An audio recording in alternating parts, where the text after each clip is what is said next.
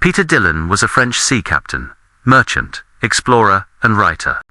In the early 1800s, he set out on an expedition to find the whereabouts, or fate, of an expedition led by Jean-François La Pérouse. Dillon also conducted geographical and scientific investigations, while simultaneously searching for the lost expedition. Early on in his expedition, Dillon formed an alliance with some South Sea chiefs against their enemies, the Nanpakad people. Dillon here describes what his native allies did with the corpses of slain Nanpakad.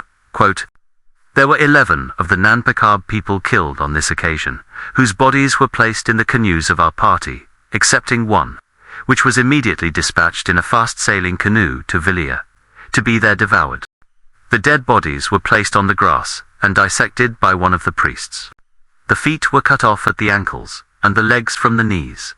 Afterwards the private parts, then the thighs at the hip joints, the hands at the wrists, the arms at the elbows, the shoulders at the sockets, and lastly, the head and neck were separated from the body.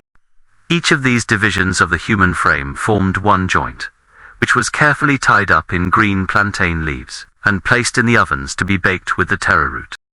The plain which surrounded the rock was covered with the armed savages assembled from all parts of the coast, amounting to several thousands, who had been in ambush waiting for us to land. This assemblage now exhibited a scene revolting to human nature. Fires were prepared, and ovens heated, for the reception of the bodies of our ill-fated companions, who, as well as the bow chiefs and their slaughtered men, were brought to the fires in the following manner. 2 of the Villiers party placed a stick or limb of a tree onto their shoulders, over which were thrown the bodies of their victims, with their legs hanging downwards on one side and their heads at the other.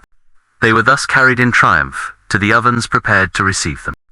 Here they were placed in a sitting posture, while the savages sung and danced with joy over their prizes and fired several musket balls through each of the corpses, all the muskets of the slain having fallen into their hands. No sooner was this ceremony over than the priests began to cut up and dissect these unfortunate men in our presence. Their flesh was immediately placed in the ovens to be baked and prepared as a repast for the victors." End quote. A lull, or interval, of rest during this war gave the natives the opportunity to indulge in more cannibalism. Quoting again from Dillon, "During this interval, several native chiefs ascended the hill and came within a few paces of us with prostrations of friendship, and proffered us security if we would go down among them.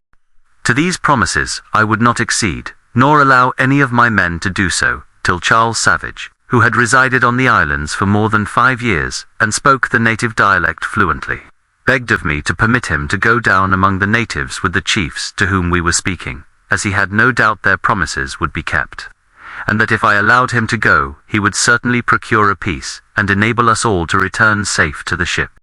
Overcome by his importunities, I at last gave my consent, but reminded him that I did not wish him to do so, and that he must leave his musket and ammunition with me.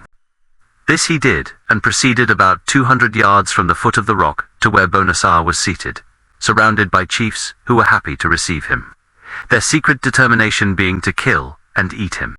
They conversed with him, however, for some time, and then called out to me in the native dialect, 'Come down, Peter, we will not hurt you.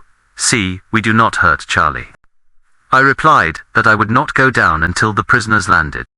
During this discussion, the Chinaman Louis stole down the opposite side of the hill, unknown to me, with his arms, for the purpose of placing himself under the protection of a chief with whom he was intimately acquainted, and to whom he had rendered important service in former wars. The islanders, finding they could not prevail on me to place myself in their power, set up a screech that rent the air. At that moment Charles Savage was seized by the legs, and held in that state by 6 men, with his head placed in a well of fresh water until he was suffocated, whilst at the same instant a powerful savage got behind the Chinaman, and with his huge club knocked the upper part of his skull to pieces.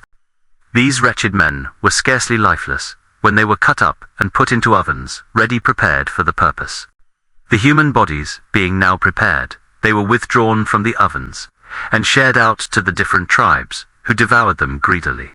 They frequently invited me to come down and be killed before it was dark, that they might have no trouble in dissecting and baking me in the night. I was bespoken joint by the different chiefs, who exultingly brandished their weapons in the air, and boasted of the number of white men each had killed that day." End quote.